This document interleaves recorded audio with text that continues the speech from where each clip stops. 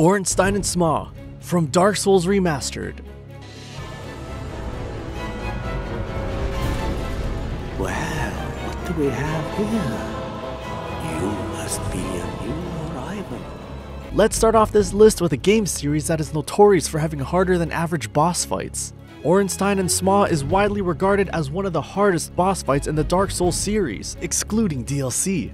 Known as the Dragon Slayer and the Executioner, this deadly duo will surely make players rage, as not only do they attack you at the same time, you'll also need to make sure you beat them at the same time, because if you defeat one before the other, it only serves as a buff to the one that remains. Ruined Dragon from Super Mario Odyssey. Now, many players would put Bowser in the spot from this game, and for good reason. He is the iconic villain of the series, and everything you learned up to that point is needed for that boss battle.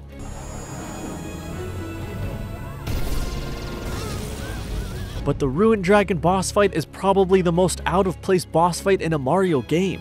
Timing is very crucial for this battle and will surely test the player's patience.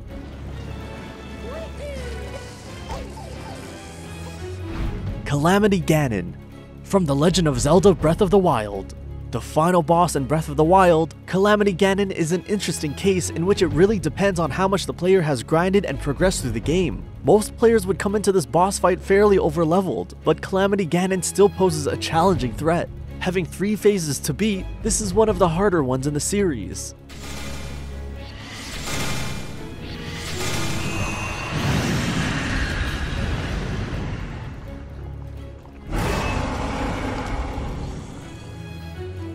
Demon King Ganondorf from The Legend of Zelda Tears of the Kingdom.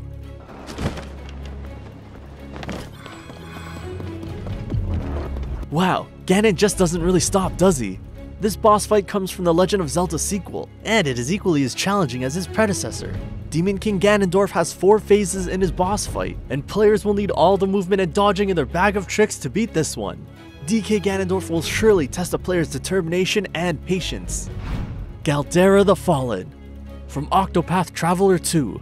Keyword for this boss battle, optional. You do not have to put yourself to the pain of going up against this beast, but if you're crazy enough, to do this boss fight takes a while. Players are known to clock in at an hour for this boss fight. As a snake, I'll take this. Time. But I won't hold Aver. Prince of Peace next. So it doesn't only test your skills in the game, but it becomes a war of attrition after a while. Attacking BP isn't cool, Galdera.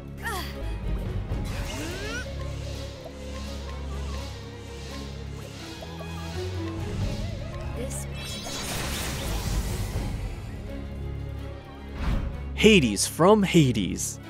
That should be more than necessary here. No holding back this time, Zagreus. Are you ready?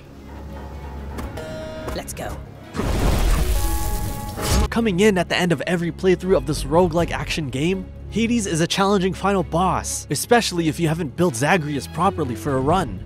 Hades has 2 phases. After beating him the first go around, his summons become more powerful and he hits harder the second go around. Add all that with large area effect attacks and invisibility, you are bound to have rageful episodes for this one.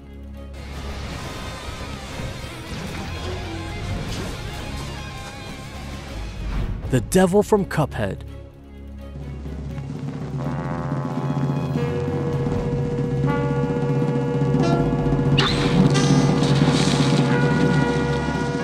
Even watching playthroughs of this boss is stressful. Players will have to multitask as this boss fight not only has multiple phases, but you also need to keep track of everything that is happening on the screen, as the devil summons fireballs from everywhere.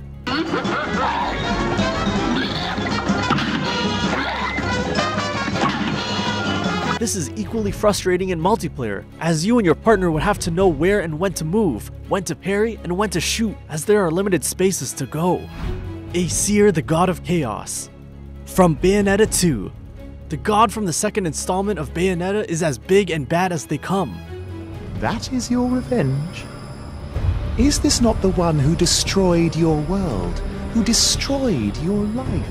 Packing heavy damage and moving around the 3D space provided, Aesir is certainly a handful and deserves his final boss moniker. Coming in with 2 phases, you'll go toe-to-toe with his Lobster form, in which he attacks with powerful melee strikes, energy blasts, and summons dark creatures to aid him. After beating that phase, he'll go into his God of Chaos form, where he becomes more devastating with massive energy beams, shockwaves, and fast-moving projectiles. Both forms equally suck for the player. Radiance from Hollow Knight.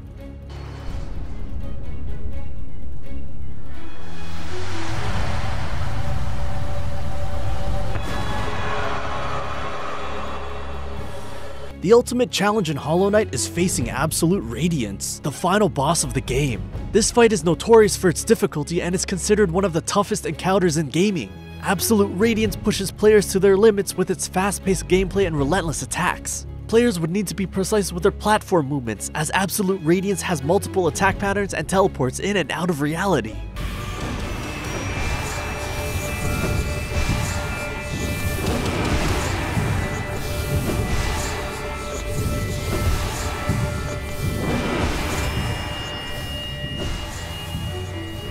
Galeem and Dharkon from Super Smash Bros. Ultimate.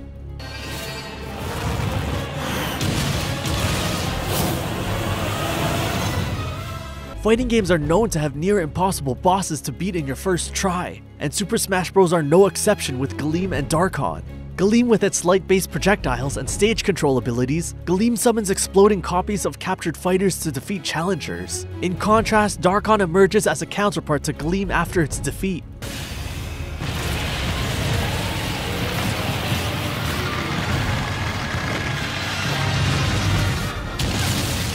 Dharkon harnesses the power of darkness, posing a different kind of menace with its shadowy attacks. As with all boss battles, this takes a while and is sure to make players pull their hair out.